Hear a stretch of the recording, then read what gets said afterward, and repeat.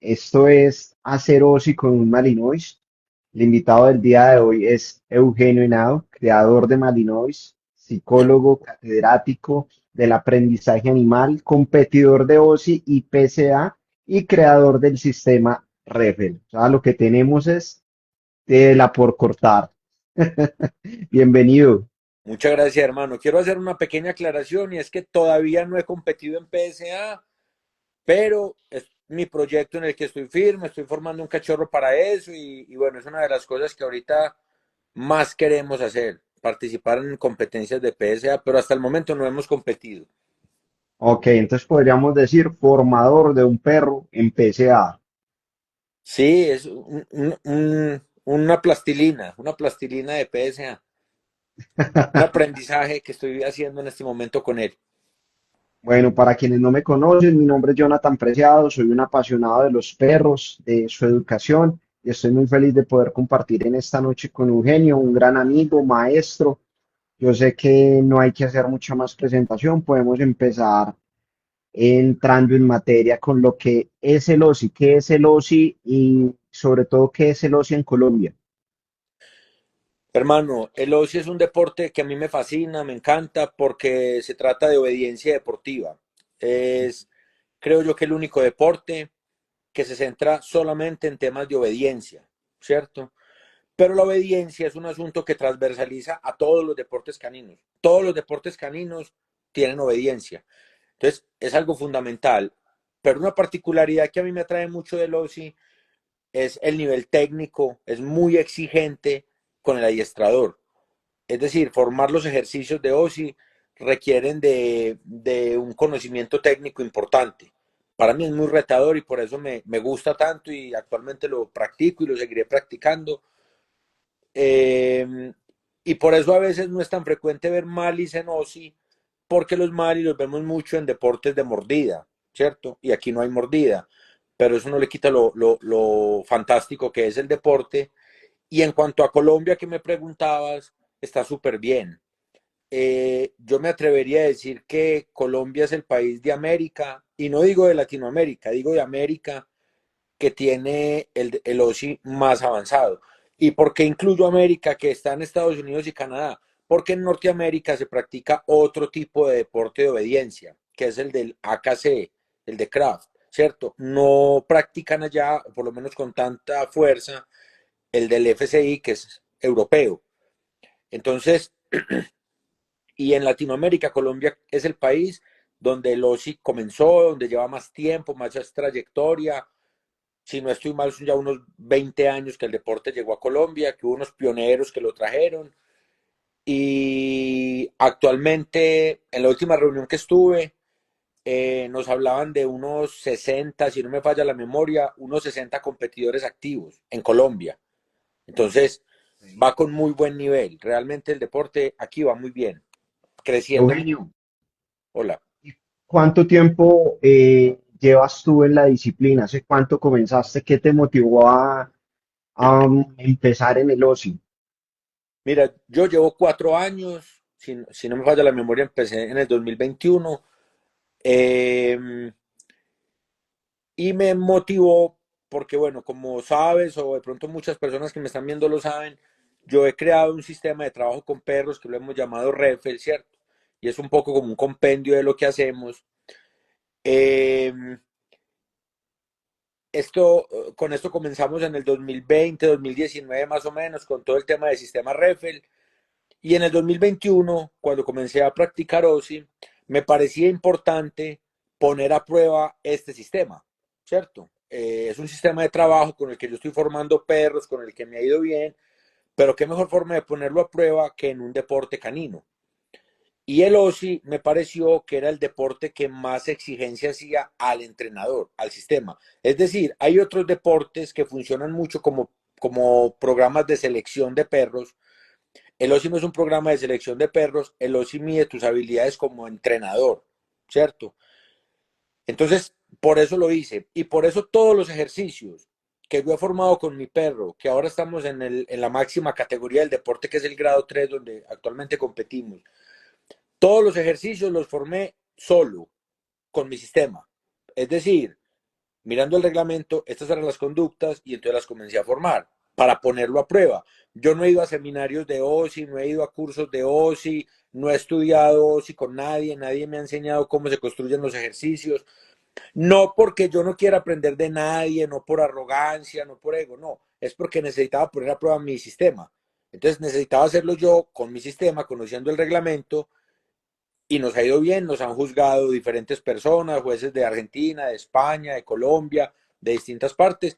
Nos ha ido mal, nos ha ido bien, como todo. He recorrido un proceso más largo porque he tenido que irlo construyendo yo solo, pero ha sido muy satisfactorio para mí lograr todo esto con el sistema y es un deporte que nos gusta mucho. Y además hacerlo con un Mali, que no es la raza más frecuente o la más común en el deporte. A eso iba, Eugenio. ¿Vos arrancaste directamente con Malinois o tuviste otros perros que hubieras preparado previamente para vos y antes de Hunter? No, yo solamente lo he hecho con Malinois. Eh, la primera vez que lo hice fue en el 2014 con un perro que se llamaba Jagger y pero a ese perro lo formé, pero con ese perro nunca competí y ahorita te cuento un poquito de esa historia.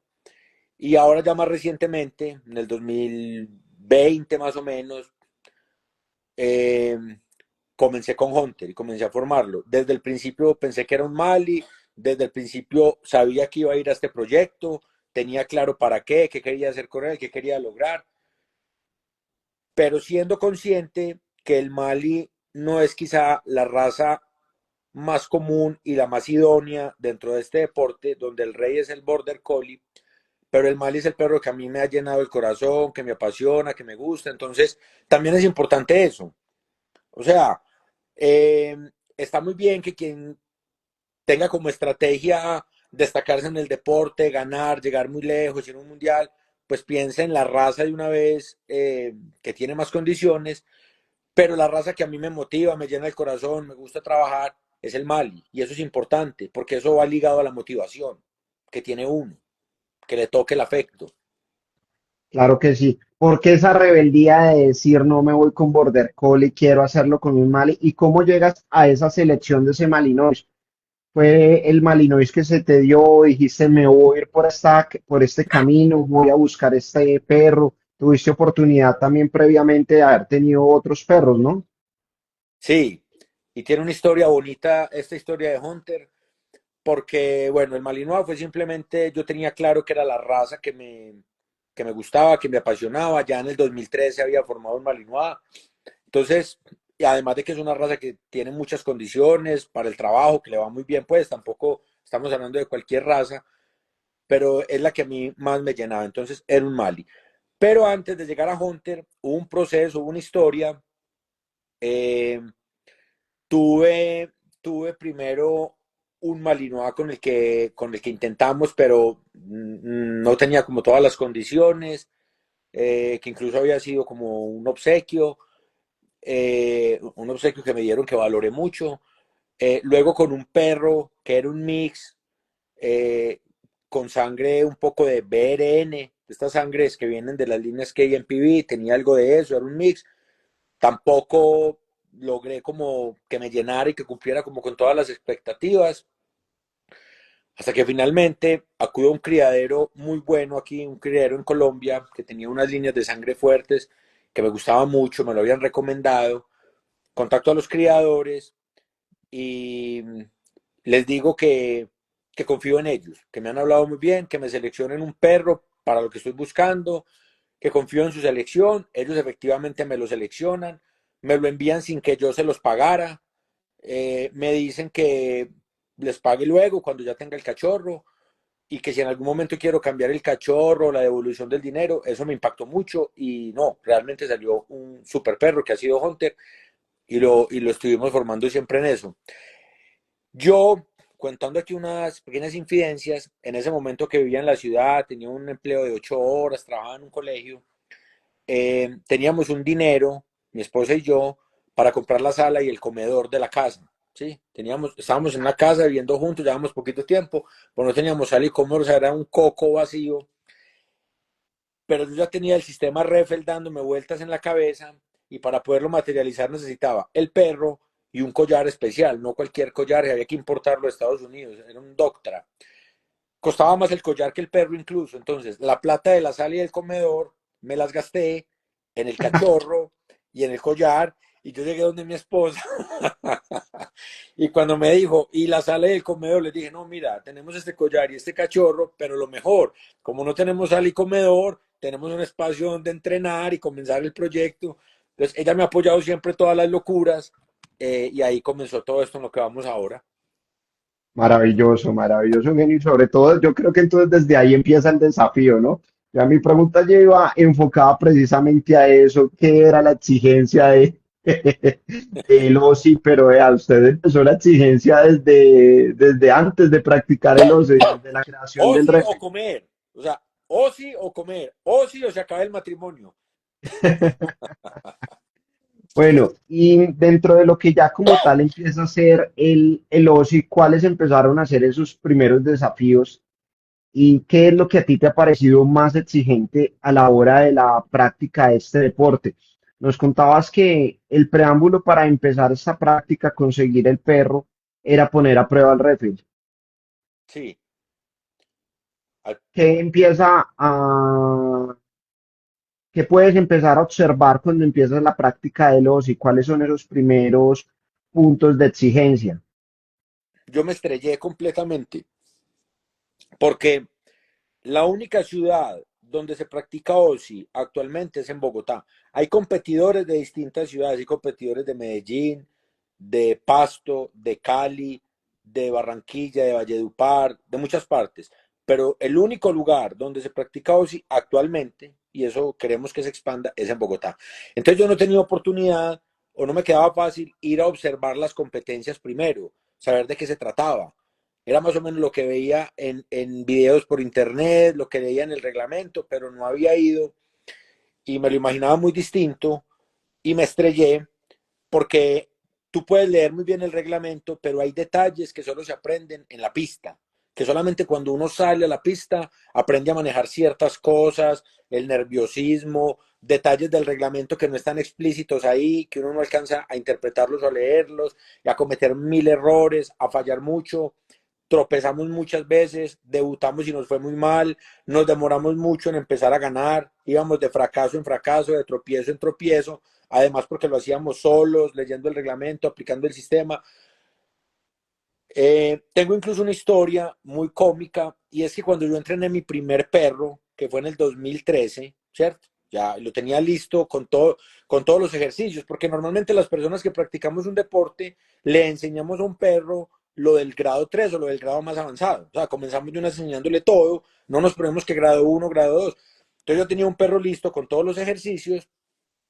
En ese momento, te hablo en el 2013, había un poco de flexibilidad en ciertas cosas, y yo llamo a Mauricio Rodríguez, que en ese momento era uno de los pioneros, fue una de las personas que impulsó el deporte acá, que lo trajo, y en ese momento era quien lo lideraba.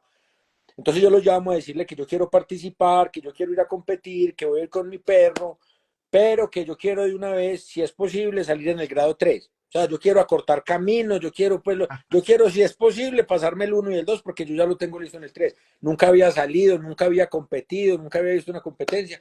Y Mauricio muy decentemente, como es él, muy diplomático, me empieza a aconsejar, pero mira, yo te recomiendo que arranques por el uno. No, no, yo voy al 3. Yo ya estoy listo para el 3. En medio de esa ignorancia mía, finalmente nunca pude debutar porque al perro me lo envenenaron. Yo vivía en una finca, al perro me lo envenenaron, entonces finalmente no pudimos participar. Luego de eso yo me quedé, yo estuve muy triste, me quedé mucho tiempo sin perro, luego tuve un pitbull, hasta que ahora en el 2020 retomo el asunto, quiero participar, pero esta vez con un poco más de conciencia, debuto en grado uno y me va como a los perros en misa, me va fatal, me va súper mal. Y ahí recordaba yo, cuando quería debutar de una vez en el 3 hubiera hecho el ridículo más grande de la vida. Entonces, luego sí me ha ido asentando, me ha ido enseñando. Ha sido un proceso duro, largo, de levantarse muchas veces, pero es un deporte muy retador. Siempre que salgo, aprendo una cosa nueva. ¿Por qué? Porque siempre la cago de una forma diferente. Bueno, ¿y qué diferencia crees tú que hay entre hacerlo con un Border Collie, que es el rey, y hacerlo con un pastor belga Malinois? Es que mira, el Border Collie es un perro que se destaca en diferentes deportes. El Mali es un perro que se destaca en otros. Son perros distintos.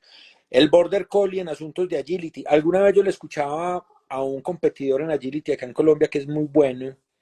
eh, eh, que pareciera que el deporte estuviera hecho para el Border Collie, que pareciera que el agility lo hubieran hecho como para esa raza, porque se le da perfecto por su centro de gravedad, por su velocidad, su explosividad.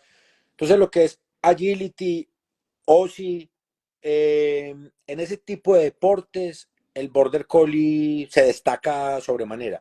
Hay otros deportes, sobre todo en los deportes de mordida, los deportes de ring, ¿cierto? Donde el Mali hace un trabajo muy destacado, incluso en el IGP.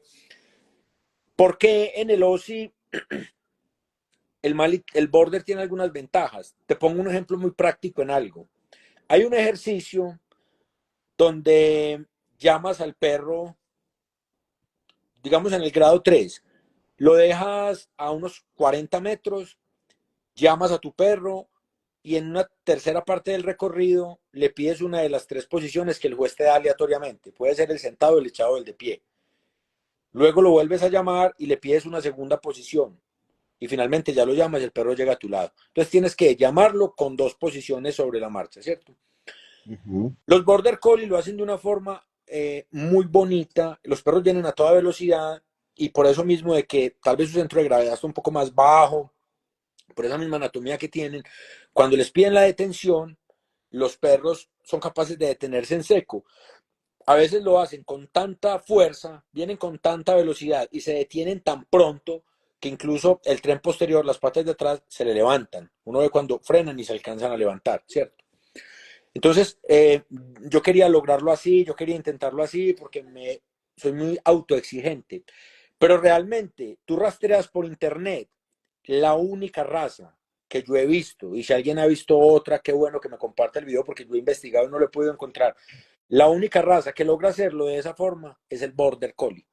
Los otros perros no logran detenerse con esa precisión. Sí logran venir muy rápido y detenerse, pero no de la misma manera. No logran hacerlo de manera tan potente. Y no es solo el Mali, ninguna otra raza aparte de él. Entonces son asuntos en los que logran un trabajo muy vistoso. No quiere decir que yo con mi Mali en algunas ocasiones he ganado, en otras he perdido. No quiere decir que uno no pueda hacer un muy buen papel, porque también el Mali tiene unas ventajas. Y es que yo he podido ver, ¿cierto? Yo he podido observar que cuando un Mali está bien trabajado, ese vínculo, ese deseo de complacer, esas ganas de hacerlo todo, eh, hace que un Malinois se note. O sea, un Malinois bien trabajado y con corazón sale y se destaca en una pista, aunque no gane. Aunque no gane, hace un trabajo bonito, vistoso, porque tiene ese performance, tiene ese vínculo, esa cosa que siempre te está mirando. Una fortaleza con mi perro, yo lo dejo en permanencia, ¿cierto? Ese es un ejercicio, dejamos al perro quieto en una posición, todos nos vamos, los perros no, y el perro todo el tiempo está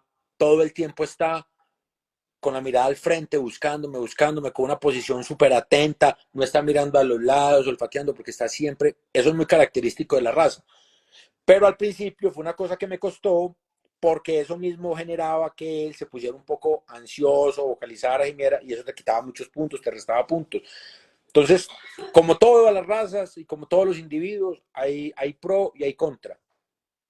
Claro que sí.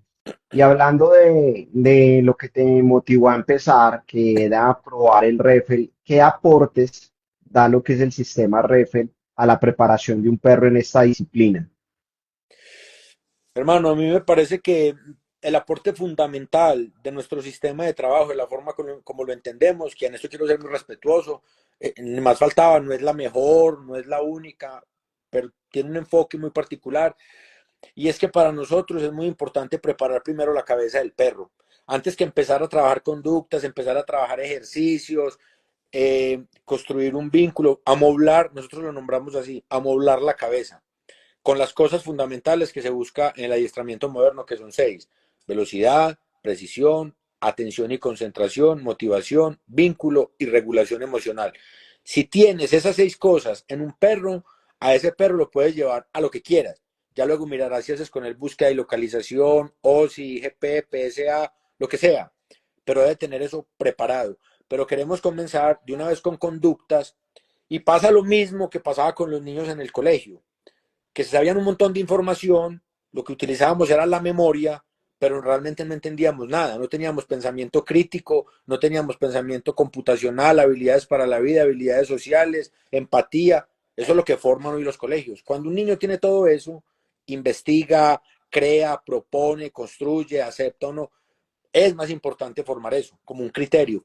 Entonces, es a lo que yo me dedico. Ahorita que estoy pudiendo tener la oportunidad otra vez de formar un cachorro, esta vez lo estoy queriendo hacer para PSA, eh, a mí me ven trabajando la propiocepción en el perro, parándolo encima de una pelota, trabajando temas de fundamentos, trabajando la motivación, el olfato, pero con otra mirada, el olfato porque sé que es clave en la formación de un cerebro.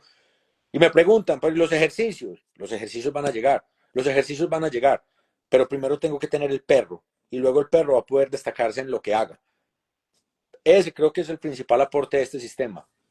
Desde el 2020 estábamos saliendo de pandemia y empiezas tú con la preparación del perro. Yo creo que eso también tuvo que tener otro desafío, ¿no? Fue un desafío gigante, Jonathan, que te voy a contar acá, es otra historia que recuerdo con mucho cariño, porque yo era rector en un colegio en ese momento. Cuando salimos a la pandemia, yo tenía que atender el colegio de forma virtual, teníamos una tienda para mascotas virtual, que teníamos que preparar videos y hacer cosas para los productos, y era el director técnico de una fundación que se encarga de terapias asistidas con perros. Y entonces toda la preparación de los equipos y todo también de forma virtual. Digamos que tenía 3 empleos. Como mi esposa trabajaba de manera presencial en una clínica, yo tenía que cuidar a mi hijo que en ese momento tenía 2 años y entrenar a Hunter que estaba cachorro. Tenía que responderle a todo, ¿cierto? Encerrados en la casa, nadie pudiera cuidar al niño, no lo podía llevar a ninguna parte. Entonces recuerdo que yo subía a trabajar a mi perro arriba que teníamos una terraza, no tenía con quién dejar al niño, me daba miedo dejarlo en esa terraza solo, que se me cayera del tercer piso. Entonces yo hacía unos juegos con él, que él era un perrito, y él entraba al guacal, yo lo dejaba en el guacal, esto es literal, si me está escuchando Bienestar Familiar, por favor, no vengan por mí, lo dejaba en el guacal, pero él era feliz jugando y tal, para que no se me fuera de pronto a caer, mientras podía trabajar con el perro, para luego bajar a atender todos los compromisos, las reuniones, hacerle la sopa, cambiarle el pañal. Entonces fue muy desafiante y lograr salir porque teníamos unos permisos de sacar a los perros al parque. Nosotros vivíamos en Medellín en una comuna, ¿cierto? En la comuna 6, eh, barrio, salí por las noches en los momentos que podía con mi perro, hacer algunos trabajos, pero claro, llegaban pitbulls sueltos que ni siquiera, no era que los tuviera suelto el dueño, no era que el dueño no había dueño, llegaban pitbulls que les abrían la puerta que salieran solos, eso era un problema, llegaban personas a tocar al perro, no faltaba el borracho, y con todas esas condiciones tuvimos que trabajar. Entonces, a mí cuando la gente me ve ahora en una finca, con un criadero, en otras condiciones, les digo, yo no comencé así, yo comencé con todo en contra, pero cuando uno tiene pasión, ganas, cuando esto lo mueve, uno puede sacar cualquier empresa adelante, cualquier proyecto. Claro, qué bacano, qué bacano. Sí, a mí me parecía que ya era bastante difícil estar saliendo de pandemia y entrenar un perro, pero imagínate que hay muchas más cosas alrededor de lo que es eso, sobre todo porque pues no tenías como tal a quien acudir en cuanto, oiga, venga, ¿esto qué? Y aparte porque querías probar el sistema. ¿Cuánto tiempo atrás llevabas preparando el sistema? Mira, eso fue otra cosa bacanísima que me pasó un poco como a Steve Jobs, que en una de sus conferencias él dice que conectó los puntos hacia atrás. Hacia A él atrás, le sí. apasionaba el tema de la caligrafía, que era un asunto que ya nadie, a muy pocas personas les gustaba, ya era un asunto obsoleto, pero él lo estudió porque era su afición y nunca se imaginó que iba a conectar luego los puntos hacia atrás, iba a articular la tecnología con la caligrafía. Y gracias a eso, las computadoras actuales tienen todas estas tipografías en letras. Eso se lo debemos a él. En el caso mío, yo empecé a conectar la psicología, la educación y todo esto, pero yo nunca pensé construir un sistema, ¿no? Yo hacía las cosas como me gustaba, como creía, porque quería aprender, porque los perros aprendían, porque era una pasión. Y cuando llegamos al 2019, al 2020, en la pandemia, hice lo que todos hacíamos, conectarnos a redes sociales, montar videos de mis trabajos, y algunos amigos me empezaron a decir, hey, ¿cómo haces eso con tu perro? ¿Cómo lograste eso? ¿Qué trabajo tan bacano? ¿Por qué no sacas un curso? Porque estaba en la pandemia, era la época de los cursos virtuales, los amigos me convencen, eh, y ahí me pongo yo a conectar los puntos atrás, a organizar las ideas y veo que yo tengo un sistema. O sea, que yo vengo desarrollando una forma de trabajar muy propia, pero que no la había sistematizado, no la había aterrizado en mi cabeza hasta que me he obligado como a escribirla en un temario. Sacamos ese curso, ese primer curso al que llegaron solamente amigos, y yo le decía a mi esposa, con que se nos inscriban 2 o 3 amigos, qué bacano. La meta sería 10, pero pues con 2 o 3 llegaron 11. A ese primer curso llegaron 11 amigos, y así nos fuimos yendo. Hoy en día a mis cursos llegan personas que yo no conozco, ¿cierto?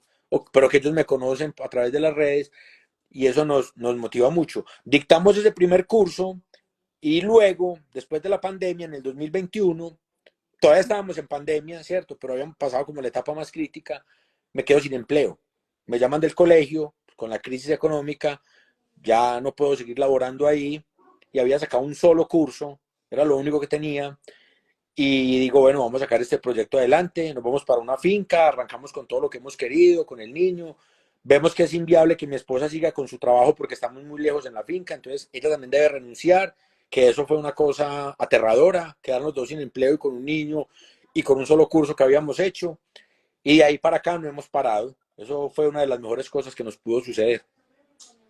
Qué rico, hermano, sobre todo porque se ve cuando a uno lo que está haciendo le gusta, le apasiona, le pone todo el empeño y eso se nota. Al final es un producto con mucho valor y no el valor en el costo, sino el valor en todo lo que le puedes aportar y desde la experiencia que puedes aportarle a alguien.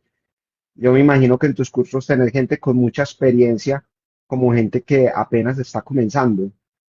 Así es, así es.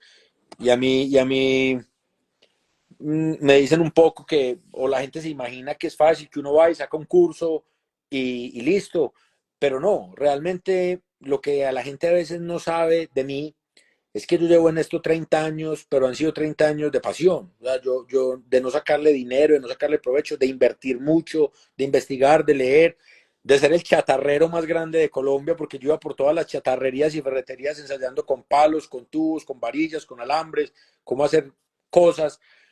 Y 30 años después, ¿cierto? De hacerlo, que ha sido una pasión realmente esto para mí, pues logro sacar unos cursos y logro transmitirle a la gente una idea de lo que a mí me ha apasionado. La gente a veces comete el error de ver una panadería muy exitosa y pensar, pues monto panadería. Pero es que ese panadero lleva 20 años ahí estudiando, apasionándose, encontrando formas, y uno no va a llegar en 6 meses a montar una panadería y hacer algo de lo que no ha habido un proceso, pero un proceso consciente, apasionado. Claro, total, total. Y ya lo que es en la actualidad, estando en un nivel 3, ¿a cuántas competencias has podido participar? ¿Qué te ha dejado cada una de esas competencias? Si de pronto tenés algo que tú digas, esto no lo voy a olvidar nunca de una de las competencias. Bueno, ya no sabría decirte en cuántas he participado ya, digamos que perdí la cuenta, han sido unas cuantas, tampoco pues he sido el que más ha participado, pero ya han sido unas cuantas. Eh, en todas he aprendido, en todas he aprendido cosas bacanísimas. Por ejemplo, y este fue un aprendizaje que no tuve solamente yo, que lo tuvimos todos los competidores de OSI en Colombia, con la traída de un juez español muy bueno, mundialista, Tony Aguilar, que nos enseñó mucho. Y una de las cosas que me pareció muy cómica, que él nos regañó a todos y nos dijo, es que cuando estás compitiendo hay un comisario que te dice paso a paso todo lo que tienes que hacer. Entonces, preparado, sí, va a comenzar ya, envía al perro, llame al perro, todo te lo va diciendo el comisario. Y aquí en Colombia, que somos tan formales y tan queridos y tan protocolarios, siempre que el comisario nos decía, ¿está listo para comenzar? Todos respondíamos, sí, ¿cierto? Entonces, sí, o no lo mirábamos, sí, sí, señor, no nos faltaba sino, sí, señor, claro. Y este español no lo podía creer, decía, o sea, ¿Qué están haciendo? Están distrayendo al perro, lo están afectando. Uno no hace eso. Uno se queda mirando al frente, serio. Y si le preguntan, ¿está preparado para competir o para iniciar? Usted no dice nada. Usted se queda serio, tal. Porque asume, si usted no dice nada, asume el comisario que sí. Y ya le da la indicación. Y aún así, enseñándonoslo él, o sea, esas son cosas que vamos a necesitar el día de mañana cuando compitamos afuera. Se nos salía el colombiano y más el paisa, pues desagradable, y todo, y salíamos respondiendo. Entonces venía y nos Sí, señor, regañaba. bien No, pueda. sí, que no. Sí, señor, ya estoy listo. ¿Cómo no? ¿Te provoca algo? Qué bueno. No, no, no diga nada. O sea, nos sentíamos como mal. Incluso recuerdo que había competidores que decían, es que a mí me educaron así. Yo tengo que contestar, sí, señor, no, señor. O sea, yo quedarme, está preparado y no contestar nada. Ese fue un aprendizaje muy gracioso y valioso. Y la Bueno, mayoría de y los errores los he cometido yo, no mi perro. Cosas como que dejamos a los perros en permanencia y tenemos que venir todos al tiempo. Y hay un ejercicio en el que tenemos que pasar por el lado del perro, seguir hasta el fondo, parar, girar y esperar y volver y recoger al perro. En mi debut, ese era el ejercicio más fácil, el que yo tenía mejor montado. Pues sí, señor, que arrancamos todos en coreografía. Cuando yo me paré al lado de mi perro y vi que todos los demás competidores siguieron, y yo dije, claro, la embarré, ya, o sea, paré aquí, ya perdí los puntos en la cosa más boba. Le he embarrado 1000 veces. pero bueno, yo creo que también esas cosas le dejan a uno pautas de trabajo, que en este caso sería más empezar a trabajar como en vos, ¿no? En manejar un poquito la tranquilidad, concentración, o qué crees tú que te hace falta en esos momentos, o cómo lo podrías mejorar. Pues mira, todo el mundo me decía cuando yo comencé que era muy difícil manejar los nervios, la emoción, que el miedo se apoderaba de uno y que era muy complicado. Entonces yo comencé a preguntarle a diferentes competidores de diferentes deportes qué hacían ellos antes de salir a una prueba para calmarse. Unos me decían, no, yo me devoro 20 cigarrillos, otros me decían, yo escucho música que me relaja antes de salir, me enfoco en la música, otros me decían que hacían ejercicio, un poquito de ejercicio como un calentamiento. Y yo decía, tengo que encontrar mi manera. Y mi manera fue muy particular porque yo ya la encontré y yo salgo relativamente tranquilo, la verdad. Si la embarro me río. Y mi manera fue pensar el peor escenario. El peor escenario, bueno, ¿qué puede pasar? Que el perro se me vaya y se me salga de la pista y quede en ridículo y me descalifiquen. Que el perro se orine en la pista. Eso es lo peor que podría pasar, que el perro se te vaya, que no te haga caso y que quedes descalificado y que no tenés control de tu perro. Eh, y si pasa eso, ¿qué pasa? Absolutamente nada. Entonces me imaginaba y recreaba ese escenario, que el perro se me iba, que yo lo llamaba, que correteaba, que yo quedaba en ridículo, que no venía a mí, que se orinaba, que dejaba una plaza. Recreaba eso 1000 veces y al final decía, ¿y qué pasó? No pasó nada. Entonces cuando salía, que nunca llegué a ese peor escenario, nunca llegué, salía relativamente tranquilo. Porque al final, por mal que me fuera, me iba mucho mejor de lo que pensé en mi mente tantas veces. Esa ha sido mi estrategia y realmente es algo un poco tranquilo. Pero a veces uno se descuida, se despiste y comete errores. Y eso hace parte del deporte y eso lo hace interesante también. Sí, claro, porque ahí es donde está el equipo, no es solo el perro, no soy solo yo, somos sincronizar los dos y dar lo mejor de una forma u otra. Ahora que estás también con la preparación de este cachorro para otra disciplina que creo que para vos, al igual que el OSI, es desconocida, no has tenido preparación o formación en PCA, ¿verdad? Sí, cierto. ¿Qué consejos le darías a quienes quieren comenzar a practicar OSI y están en cero? Pues mira, yo aconsejaría paradójicamente algo contrario a lo que yo hice, porque mi objetivo era probar un sistema, probar si lograba construir, pero eso no es el objetivo de la mayoría, yo diría que el 99% de las personas. Entonces mi consejo sería, únase a una persona que compita activamente, que conozca muy bien el reglamento, estudien el reglamento muy bien, vayan a unas competencias primero a observar y estudien de la mano de alguien para que no les toque un camino, un proceso, un recorrido tan largo como el que me ha tocado a mí, pero porque yo iba por otro objetivo, del que me siento muy satisfecho, ¿cierto? Pero ese no es el objetivo de la mayoría. Ese sería mi principal consejo. Y el segundo, tengan paciencia. vayan respetando los procesos de su perro. El perro es un individuo, todos son diferentes, todos aprenden distinto, todos van a ritmos distintos. No importa que todos sean border collie o que todos sean mali, son diferentes entre sí, no aprenden igual. Entonces hay que tener paciencia, no atropellar los procesos, no sentirse como afanado, porque queremos como, sobre todo en Latinoamérica, atragantar a los perros de información y de conceptos y embutirles todo en un día, y los procesos son de paciencia, son lentos y avanzas mucho más haciendo las cosas con calma.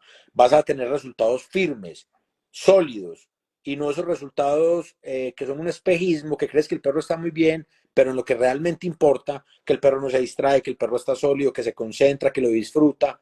Si eso no está bien, los ejercicios, por muy buenos que los quieras construir, se te desploman. Yo creo que una de Claro. las principales habilidades de un educador canino es la paciencia y la empatía. Porque empatía, que es distinto a simpatía, uno tiene simpatía con alguien que es muy similar con uno, pero ser empático con alguien que es completamente diferente a uno, eso nos cuesta más y eso hay que lograrlo. Ahora imagínate con un perro que es otra especie y lograr ser empático con un individuo de otra especie que tiene una forma de entender el mundo completamente distinta. Si no somos empáticos y pacientes, no vamos a tener unos buenos resultados en esto. Qué bacano que lo menciones, me gusta mucho esa visión. Y como para seguir, ¿qué viene más adelante, no? Si ya estás en nivel 3, ¿qué sigue? ¿Cuál es el camino? Bueno, mira, estoy en el nivel 3, falta aprobar el nivel 3, que eso es una cosa importante. O sea, uno está en el nivel 1, tiene que aprobarlo. ¿Cómo lo aprueba?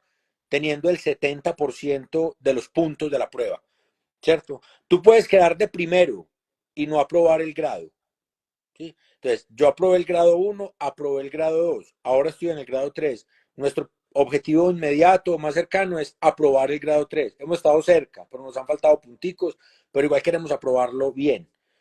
Eh, y luego de eso, pues ya miramos, nos soñaríamos compitiendo en un mundial, ¿cierto?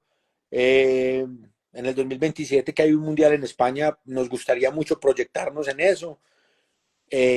Sería como una buena meta, más que un sueño, ya es una meta que hemos venido pensando, planificando. Nos gustaría tener esa experiencia. Qué bacano. ¿Y te ves de pronto a futuro también como juez de OSI, Sí, siguiendo escalando en esa disciplina? sí, yo he querido cumplir los requisitos para aspirar a juez.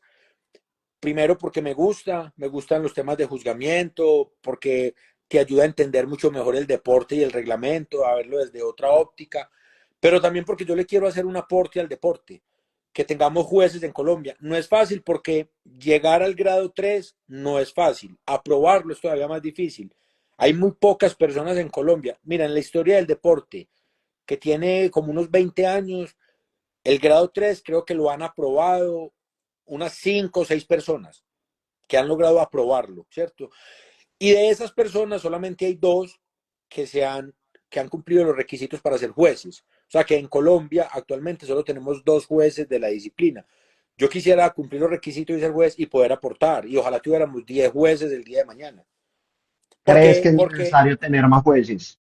sí, es necesario en todos los deportes que haya jueces, que haya comisarios, que haya ayudantes de pista, que haya competidores, todo, todo, todo. Eso, esa estructura es importante porque además no podemos delegar la responsabilidad del juzgamiento a unos pocos, que a ellos, que sobre ellos recaiga todo el peso de la responsabilidad y además de pronto desde afuera luego criticarlos. Tenemos a los jueces que rodearlos, apoyarlos y nosotros es jueces y nosotros untarnos para que así todos recibamos la crítica, el apoyo y entonces mi aporte será volverme juez cuando logre cumplir este requisito 2027, no sé cuándo lograré aprobar el grado 3, pero sí me interesa bastante cumplir ese logro, ese nuevo logro. Eugenio, ya como para ir finalizando, ¿cómo incentivamos las prácticas deportivas? ¿Cómo fomentamos el deporte? Pues hermano, yo voy a decir algo muy paradójico. Vamos a escuchar normalmente las mismas respuestas políticamente correctas de lo que hay que hacer. Pero hay una antes que eso, que quizás no es tan políticamente correcta, y es no destruir, no ser envidiosos, no ser dañinos, no ser egoístas, individualistas, porque todos los demás discursos pueden sonar muy lindos, pero si en el fondo yo soy consciente, y esto es un asunto que hay que hacerlo de forma individual, que cada uno tiene que hacer esa introspección. Si a mí me da un poco de rabia cuando veo que un compañero progresa, que un adiestrador logra algo, que triunfa en cualquier forma, en un curso, en una competencia, con un trabajo que muestra. Si a mí en el fondo eso me lastima, me duele, me da como picazón, yo tengo que hacer un trabajo interno propio, porque si no, yo nunca voy a lograr apoyar un deporte, porque cualquier cosa que los otros logren sacar adelante, fomentar, a mí me va a generar malestar. Y cuando tengo malestar voy a comenzar a ser dañino, desde el comentario, desde lo más básico, y empiezo a indisponer a todo el ambiente y se va cayendo, se viene a plomo todo lo que queramos construir. Entonces, yo creo que esto requiere primero un trabajo personal de cada uno, en su fuero interno, ser conscientes. Y ahí sí, todo lo que escuchamos es verdad. Apoyar, fomentar, untarnos, volvernos jueces, competir, preparar los perros, alentar al otro, felicitar al otro. A mí hay algo que las personas que me conocen que me caracteriza. Incluso aprovecho este live para aclarar porque yo siempre estaré felicitando lo que vea bien en el otro. No importa quién sea y no importa de dónde venga. Si yo veo criaderos, y yo crío pastor belga, y yo veo otros criaderos que tienen un logro importante, traen un buen perro, sacan una buena cama, yo los voy a felicitar si a mí me gusta. ¿Por qué? Porque es lo que a mí me nace hacer. Si yo veo unos competidores que tienen buenos resultados, los voy a felicitar públicamente. Si el competidor me ganó a mí, lo voy a felicitar porque me alegra eso y realmente me nace. Entonces yo sé que muchas personas podrán interpretar que eso es falsedad, porque no es lo común en esto. Uy, este man como tan falso, pues nos felicita en el fondo. No, es que a mí realmente me nace y lo disfruto y creo que eso se me ha retribuido en cosas buenas. Entonces, lo seguiré haciendo y creo que es lo que espero que todas las demás personas se contagien de eso y cuando veamos logros de otra persona, de un competidor, de una competencia, entre comillas, de un rival, nos alegremos, porque al final crecemos todos. Yo esto lo pude vivir y qué pena si me alargo mucho, pero si me conocen, ¿para qué me invitan? Que soy hablantino, si me apasiono, pero lo pude vivir cuando empecé a dictar cursos, porque para mí fue difícil, algo que yo venía formando eran ideas propias, técnicas mías, cosas que a mí me funcionaron, que cuando yo encontraba una técnica que me funcionaba es porque había descartado 20 que no me habían funcionado y voy a sacar un curso, entonces tengo que enfrentarme, estoy dispuesto a compartir, porque a nosotros nos cuesta compartir. Voy a decir todo y le dije a mi esposa, si sacamos este curso es porque vamos a decir todo lo que sabemos, vamos a compartir toda la información sin miedo. Y eso ha hecho que yo cada vez aprenda más. Porque cuando yo comparto todo lo que sé, la gente me devuelve historias, preguntas, anécdotas que me hacen pensar en ideas nuevas, en crece, una idea que yo tenía pequeñita, con los comentarios de otros entrenadores se vuelve una idea grande y va creciendo. En los cursos el que más aprendo soy yo. Entonces, esto no es una ley de la atracción, una ley de, pues, alguien lo podrá entender así. Yo lo entiendo como un principio pedagógico. Enseñando se aprende más. La mejor forma de aprender es enseñando y han hecho investigaciones sobre eso. Los estudiantes la forma en que mejor aprenden es enseñando porque afianzan más. Si todos nos dedicamos a compartir, a enseñar, a compartir lo que sabemos, vamos a crecer más. Si yo me quedo con la técnica que sé porque soy el único que la sé, me convierto en el rey tuerto en el país de los ciegos. Y creo que sé mucho acá, pero voy al extranjero y me apalean y no sé nada. Porque realmente lo que sé es aquí mucho, pero realmente es poquito. Y al final me quedo estancado. Cuando compartes, estás conversando y te están llegando ideas nuevas. Sueltas tus ideas y recibes ideas nuevas. Cuando te encasillas con lo tuyo, no creces. Y lo mismo pasa con los deportes caninos. Si no compartimos, si no apoyamos, no crece el deporte. Y si un deporte no crece, no crece nadie. No crece nadie. Si el deporte se muere, nos apagamos todos en una vitrina valiosa que es un deporte, además de una pasión, de un disfrute. Totalmente de acuerdo. Felicitaciones.